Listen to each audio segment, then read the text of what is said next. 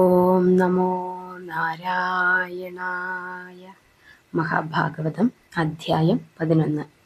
അപ്പോൾ നമ്മൾ കഴിഞ്ഞ വീഡിയോയിൽ പറഞ്ഞു നിർത്തിയത് ഒരു രഹസ്യ കഥയെക്കുറിച്ചാണ്. അപ്പോൾ നമുക്ക് ആ രഹസ്യ കഥ എന്താണെന്ന് നോക്കാം. ഹിരണ്യകശിപു മന്ദരപർവ്വതത്തിൽ തപസ് ചെയ്തുകൊണ്ടിരിക്കുന്ന സമയത്ത് അതുവരെ പരാജിതരായി കഴിഞ്ഞിരുന്ന അമരന്മാർ പെട്ടെന്ന് അസുരന്മാരുമായിട്ട് യുദ്ധം ആരംഭിച്ചു. അപ്പോൾ അസുരപക്ഷത്ത് അങ്ങനെ യുദ്ധം നയിക്കാൻ കെൽപ്പുള്ള ആരും ഇല്ലാതിരുന്നത് കൊണ്ട് തന്നെ ആ യുദ്ധത്തിൽ അസുരന്മാർ പരാജയപ്പെട്ടു. അപ്പോൾ ഈ വിജയലഹരിയിൽ ധർമ്മം മറന്ന പുരന്ദരൻ, അതായത് ഇന്ദ്രഭഗവാൻ എന്തു ചെയ്തു? ഈ നമ്മുടെ ഹിരണ്യകശിപുവിൻ്റെ പത്നിയായ കയാധുവിനെ ബലമായിട്ട് പിടിച്ചുകൊണ്ട് പോകാൻ ശ്രമിച്ചു. അപ്പോൾ ആ സമയം തന്നെ നാരായണ ഭക്തനായ നാരദ മുനി അവിടെ എത്തി ഇന്ദ്രനെ ഗുണദോഷിച്ച് കയാധുവിനെ മോചിപ്പിച്ചു. നാരദൻ പിന്നീട് കയാധുവിനെ തൻ്റെ ആശ്രമത്തിലേക്കാണ് കൊണ്ടുപോയത്. അവിടെ കൊണ്ടുപോയ ഈ സമയത്ത് കയാധു ഗർഭിണിയായിരുന്നു. അപ്പോൾ ഈ നാരദ മുനി ദിവസവും കയാധുവിന് മുമ്പിൽ ഇരുത്തിക്കൊണ്ട് എന്ത് ചെയ്യും? നമ്മുടെ വിഷ്ണു സഹസ്രനാമങ്ങളും ജ്ഞാനമാർഗങ്ങളും ഭഗവത് പുണ്യകഥകളും സ്തോത്രങ്ങളും എല്ലാം ഈ ഗർഭസ്ഥ ശിശു ഗ്രഹിക്കത്തക്ക വിധം ഉപദേശിച്ചുകൊണ്ടിരുന്നു. അപ്പോൾ ഹരിദ്വേഷിയായ ദൈത്യേന്ദ്രൻ്റെ സന്താനവല്ലരി ഹരിഭക്തിയിൽ മനസ്സ് മുഴുകി മാതാവിൻ്റെ ഉദരത്തിൽ കിടന്ന് അങ്ങനെ അവൻ വളർന്നു. അപ്പം ഈ മുനീശ്വരൻ്റെ ഉപദേശ സാരാർത്ഥം യോഗ സൂക്ഷ്മ നാഡിയിൽ കൂടി ആ പ്രജയിലേക്ക്, ആ കുഞ്ഞിലേക്ക്, വയറ്റിൽ കിടന്ന കുഞ്ഞിലേക്ക് പകർന്നു. തപസ് കഴിഞ്ഞ് ഹിരണ്യകശിപു തിരിച്ചെത്തുന്നതിന് മുമ്പായിട്ട് തന്നെ കയാധു നാരദന്റെ സഹായത്തോടെ കൊട്ടാരത്തിലേക്ക് താമസം മാറ്റി. അങ്ങനെ ഒരു ശുഭമുഹൂർത്തത്തിൽ ഹിരണ്യകശിപുവിൻ്റെ ആഗമനത്തിന് ശേഷം ഈ കയാധു ഒരാൺകുഞ്ഞിനെ പ്രസവിച്ചു. കാഴ്ചയിൽ അതിസുന്ദരനായ, എല്ലാ നല്ല തേജസ്സും ഒക്കെയുള്ള മനോഹരമായ ഒരു കുഞ്ഞ്. അപ്പം ആ കുഞ്ഞിന് പ്രഹ്ലാദൻ എന്ന് നാമകരണം ചെയ്തു.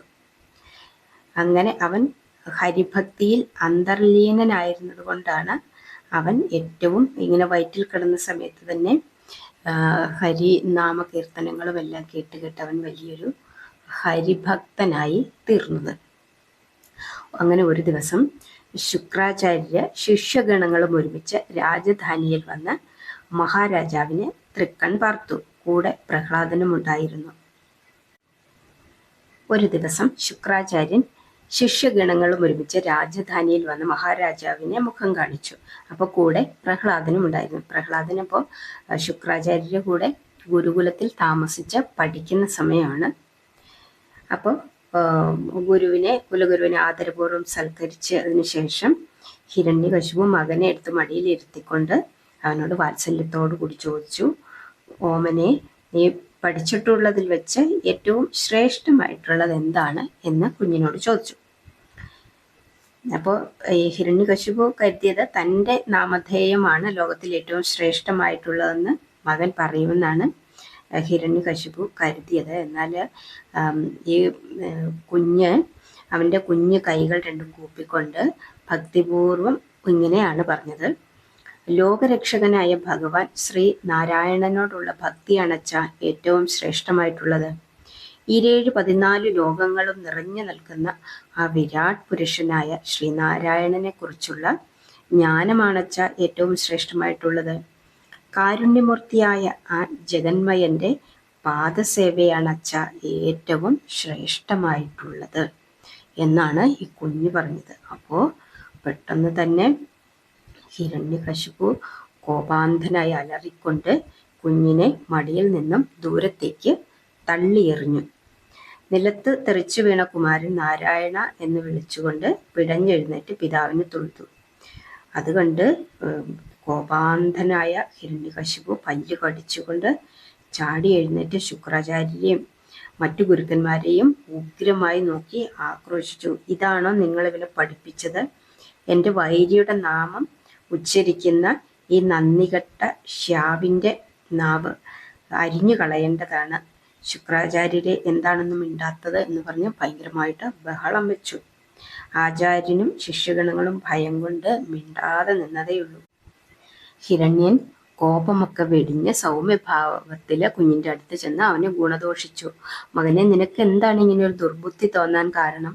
ആ നാരായണൻ നമ്മുടെ വംശവൈരിയല്ലേ, ആജന്മശത്രു. അവനെ നീ ബഹുമാനിക്കുന്നത് നല്ലതല്ല. നീ ദാനവകുലത്തിന്റെ ചക്രവർത്തിയായി വാഴേണ്ടവനാണ് എന്ന് പറഞ്ഞു. അപ്പൊ കുഞ്ഞ് പറഞ്ഞു, അച്ഛാ, ലോകരക്ഷകനായ ശ്രീനാരായണൻ ആരുടെയും ശത്രുവല്ല. അദ്ദേഹം ആർത്തപരിത്രാണനും ആപത് ബാന്ധവനുമാണ്. അദ്ദേഹത്തിന്റെ നാമാക്ഷര മന്ത്രം ജപിക്കുന്നതിനേക്കാൾ ശ്രേഷ്ഠമായ ഒരു പുണ്യകർമ്മം മറ്റൊന്നുമില്ല അച്ഛ എന്ന് ഈ കുഞ്ഞ് പറഞ്ഞു. അപ്പോൾ ഈ ഹിരണ്യകശിപുവിന് വീണ്ടും വല്ലാതെ ദേഷ്യം വന്ന് അപ്പോൾ നമ്മുടെ കുലഗുരുവിനോട് പറഞ്ഞു, ഈ വിധം ഇവന് ഉപദേശങ്ങൾ നൽകിയ നിങ്ങൾ വധ്യനാണ്, എന്ന് വെച്ചാൽ നിങ്ങൾ വധിക്കപ്പെടേണ്ടവനാണ്, നിങ്ങളെ കൊല്ലുകയാണ് വേണ്ടത് എന്ന് പറഞ്ഞു. അപ്പൊ ശുക്രൻ തൊഴുതുകൊണ്ട് പറഞ്ഞു, ക്ഷമിക്കണം, ഇതൊന്നും ഞങ്ങൾ പഠിപ്പിച്ചതല്ല, ഇവൻ സ്വയമേവ പറയുന്നതാണ്. എന്താ ഇതിന്റെ കാരണമെന്ന് ഞങ്ങൾക്കറിയില്ല എന്ന് പറഞ്ഞു. അപ്പോൾ ഹിരണ്യൻ പറഞ്ഞു, ശരി ആചാര്യരെ, ഇവനെ ഇങ്ങനെ വിടാൻ പറ്റില്ല. അതുകൊണ്ട് ഒരു കാര്യം ചെയ്യും, ഇവനെ ആശ്രമത്തിൽ കൊണ്ടുപോയിട്ട് വരുണപാശം കൊണ്ട് കെട്ടി ഇട്ടിട്ട് ഇവന്റെ സർവാംഗവും പൊട്ടി ചോര ഒഴുകുന്നത് വരെ മുള്ളുവടികൾ കൊണ്ട് ഇവനെ കഠിനമായി തല്ലാൻ പറഞ്ഞു. അപ്പൊ അങ്ങനെ രാജകൽപ്പന അനുസരിച്ച് ഈ ശിഷ്യന്മാരൊക്കെ കൂടെ കൂടി, ശുക്രാചാര്യന്റെ ശിഷ്യന്മാരൊക്കെ കൂടെ കൂടി പ്രഹ്ലാദനെയും തൂക്കിയെടുത്തുകൊണ്ട് ആശ്രമത്തിൽ ചെന്ന് അദ്ദേഹം പറഞ്ഞ പ്രകാരം വരുണപാശത്താൽ ബന്ധിച്ചിട്ട് ഈ മുള്ളുവടികൾ കൊണ്ട് കുഞ്ഞിനെ തല്ലി. അപ്പൊ എല്ലാം കുഞ്ഞ് ഹിരണ്യായ നമ എന്ന് പറയാനാണ് ഇവർ പറയുന്നത്. പക്ഷെ കുഞ്ഞൊരിക്കലും അങ്ങനെ പറഞ്ഞില്ല. പകരം നാരായണ എന്ന് വിളിച്ചുകൊണ്ട് തന്നെ നിന്നു. അവന്റെ ശരീരത്തെ ബന്ധിച്ചിരുന്ന, അപ്പോൾ വരുണപാശം കൊണ്ട് ബന്ധിച്ചിരുന്ന ആ വരുണപാശം ഒരു കൽപ്പക മലർമാല്യമായിട്ട് മാറി. അതിന്റെ സൗരഭ്യം നാലുപാടും പരന്നു. അത് കണ്ട് ഹിരണ്യകശിപു കോപാന്തനായി തിരിച്ചുപോയി. അതിനുശേഷം ഗുരുവും ശിഷ്യന്മാരും കൂടെ കൂടി ഈ കുഞ്ഞിന്റെ നാരായണ ഭക്തിയെ അത് നിർത്താൻ വേണ്ടി അവർ വളരെ പരിശ്രമിച്ചു. പക്ഷെ അത് ഒന്നിനൊന്ന് വർദ്ധിച്ചു വന്നതേ ഉള്ളൂ. അതോടൊപ്പം അവന്റെ കൂട്ടുകാരും ഗുരു ശിഷ്യന്മാരുമെല്ലാം അവന്റെ ഉപദേശത്താല് ഹരിഭക്തന്മാരായി തീർന്നു. അസുരാധിപനെ ഭയപ്പെട്ട അവരാരും അത് പുറത്തു ഭാവിച്ചില്ല എന്ന് മാത്രം. അങ്ങനെ വേറൊരു ദിവസം ഹിരണ്യൻ പുത്രന്റെ വിദ്യാപുരോഗതിയെക്കുറിച്ച് അറിയാൻ വേണ്ടി വീണ്ടും ഗുരുകുലത്തിൽ ചെന്നു. അവിടെ ചെന്നപ്പോഴും കുഞ്ഞ് അങ്ങനെ തന്നെ ഹരിഭക്തനായി തന്നെ കാണപ്പെട്ടു. ചതുരുപകയങ്ങളെല്ലാം അവർ പ്രയോഗിച്ചിട്ടും കുമാരന്റെ വിഷ്ണു ഭക്തിക്ക് ഒരു മാറ്റവും വരുത്താൻ അവർക്ക് പറ്റിയില്ല. ഇത് വരുത്താൻ തങ്ങളെ കൊണ്ട് സാധിക്കുന്നില്ല എന്ന് ഗുരുശിഷ്യന്മാരെല്ലാം രാജാവിനെ അറിയിച്ചപ്പോൾ അദ്ദേഹം പറഞ്ഞു, ഭടന്മാരെ വിളിച്ചിട്ട് പറഞ്ഞു, പ്രഹ്ലാദനെ വെട്ടിക്കൊന്നു കളയാൻ പറഞ്ഞു. കുലദ്രോഹിയായ അവൻ എൻ്റെ മകനാണെങ്കിൽ തന്നെയും ഇവൻ അസുരവംശത്തിന് നാശകനാണ്. അതുകൊണ്ട് ഇവൻ ജീവിക്കാൻ പാടില്ല. നമ്മുടെ ശത്രുവായ ആ മായക്കാരൻ വിഷ്ണുവിനെയാണ് ഇവൻ ദൈവമായി കാണുന്നത്. ഇതിൽ പരം നാണക്കേട് എന്താണ് അസുരന്മാർക്ക് വരാനുണ്ടോ? അതുകൊണ്ട് എല്ലാവരും പേർക്ക് പറഞ്ഞു അവനെ കൊന്നുകളയണമെന്ന് പറഞ്ഞു.